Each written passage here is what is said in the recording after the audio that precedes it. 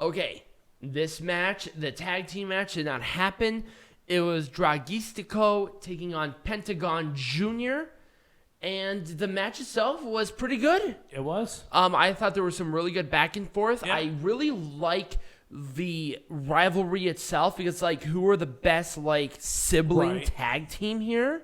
And I thought they actually really played on that well. Also, they really played on the fact that Pentagón Jr.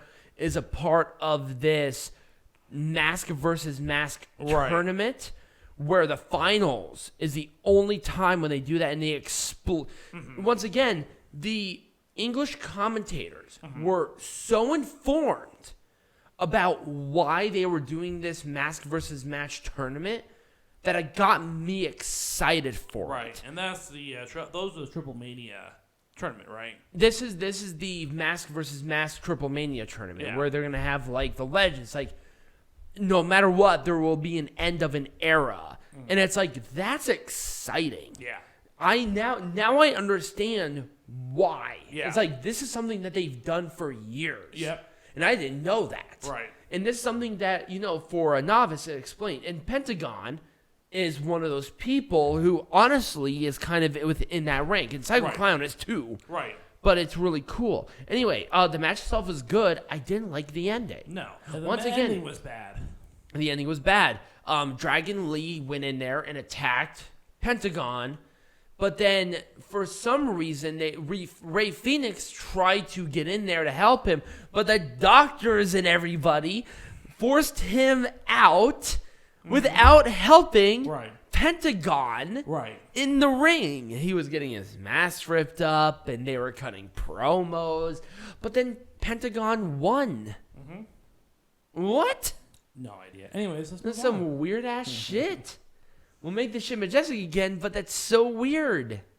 All right. Disorganized mess because... This was what the triple tag. Oh yeah, so this is for the mixed tag. Yeah, this is the one with like the stupid like referee rivalry. Who cares? Yes. The problem is that Los Vampiros, they did the segment right before this match, right? And then they went to the back, and then two of them went out. It was super weird. It was weird. Also, this was not billed for the trios or for the mixed tag. No. At all. Like, at all. No. And that was really unfortunate. So I kind of wish they kind of built that a little bit more, but it is what it is. Yeah. Let's talk about this one. Once again, Willie Mack was replaced by Myzteziz Jr. They did the best given the circumstances. I thought it was okay. I mean, I liked the spot with the mini. Yes, we didn't even talk about that. Microman was out there. Yes, Microman was out. Yes. It was so adorable. He is the shortest luchador. I think his dad is shorter, isn't he? No, he's not. No, but he was picked like a puppy. Yes. It was amazing. Fun fact, he is, so with Crotch Dog, from his front paws up to the top of his head was about what? A foot. 1 foot. A foot and some change? Well, 1 foot. He was 2 foot, like, laid out, like, splayed out. Right. Microman could not, he didn't have to bend down to pet the dog. Let's put it that way. Right. Also, his dad is the Blue Monkey in CMLL. Yes.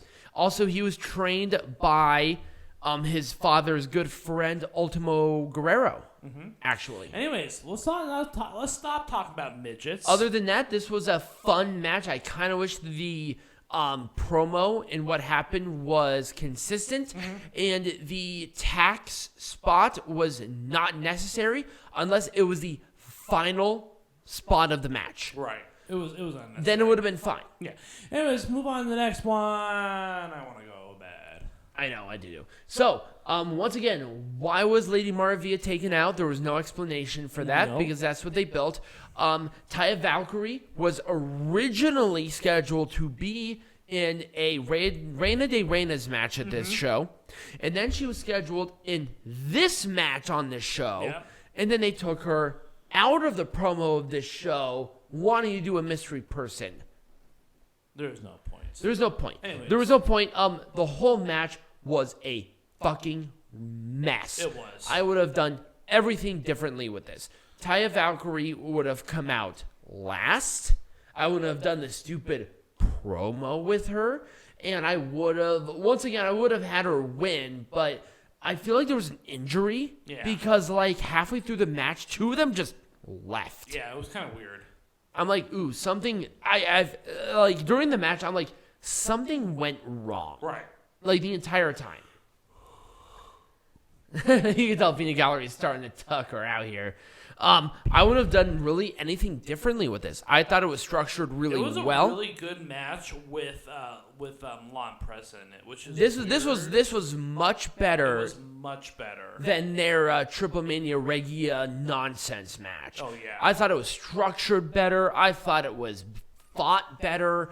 And honestly, the problem is that I feel like the whole LA Park and Rey de Reyes Jr. whatever from Triple Mania was wasted. Oh yeah, because it didn't happen again. It's like, okay, we have them wrestle, but who cares? Yeah.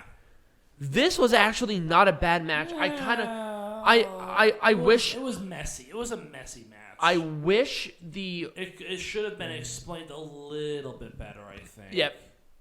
It wasn't explained very well. It's like, what is it? Is it an elimination? The one thing about WWE that's so clear because they really emphasize the global expansion of AAA. Mm-hmm. But when you do that, there's an expectation of what to do, and explaining rules for certain matches or certain rivalries on the screen clearly has to be something, and making Even if sure it's done in Spanish and in English, it doesn't matter to me. Right.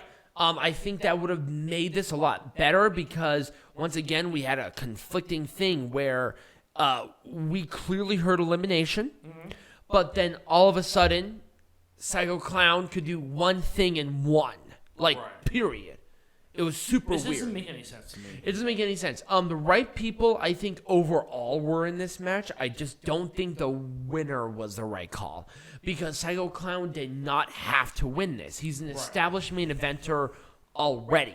You need to put somebody in this that has never either gone, won, or have been in a high-profile match like this. Everybody else but Bandito was within that parameter. Let's call him a former ROH champion, but he's a current. That was weird, too. Yeah, Bandito still has the current Ring of Honor World Champion. Right. That title unification match is not happening until Supercard of Honor.